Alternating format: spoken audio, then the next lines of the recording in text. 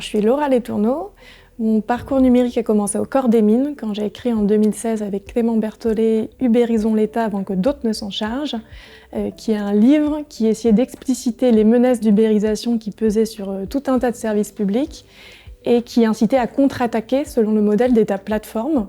C'est un modèle qui repose sur des travaux d'Henri Verdier, le précédent parrain de promotion, de Sébastien Soriano, de tout un tas de personnes, et qui prône des partenariats à la fois éthiques et innovants avec l'externe, le privé, la société civile, les associations, pour arriver à rendre un service public qui serve au mieux l'intérêt général.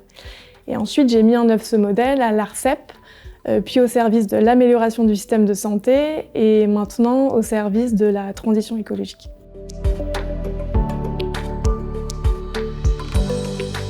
Ma mission, c'est de m'inspirer des travaux réalisés en santé numérique pour faire enfin se croiser les deux transformations du XXIe siècle, transformation numérique et transformation écologique, et en l'occurrence mettre le numérique, qui n'est pas une fin en soi, au service de la sauvegarde du vivant, qui est une fin en soi.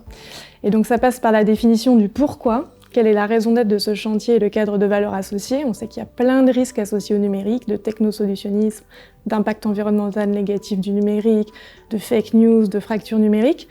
Inaugurer le navire, c'est inaugurer le naufrage, donc c'est normal. C'est pas pour ça, surtout pas, qu'il faut pas inaugurer le navire, mais il faut pas être naïf, il faut minimiser au maximum les risques de naufrage. Ensuite, ça passe par la définition du quoi, c'est-à-dire tout simplement le plan d'action qui s'ancre dans la logique d'État-plateforme. Et puis ensuite, la définition du comment, qui est le plus important, le plus complexe et souvent le plus oublié, c'est-à-dire la définition des leviers qui vont faire en sorte que cette feuille de route ne serve pas à caler une table, mais soit mise en œuvre en vrai dans des délais à la hauteur de l'urgence écologique.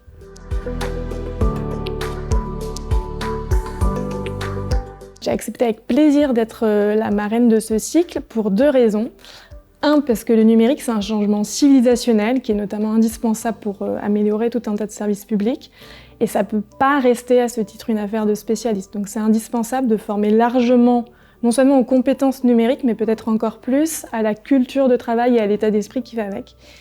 Et puis d'autre part, parce que la transformation numérique, elle tire souvent tout un tas de transformations beaucoup plus vastes, beaucoup plus sensibles, métiers, organisationnels, etc., politiques. Et en fait, faire de la transformation numérique, notamment dans le public, c'est dur en fait. C'est comme monter une boîte. Et donc on a absolument besoin d'espaces d'échange comme celui-ci pour les gens qui contribuent de près ou de loin, pour partager des bonnes pratiques et puis pour se serrer les coudes tout simplement.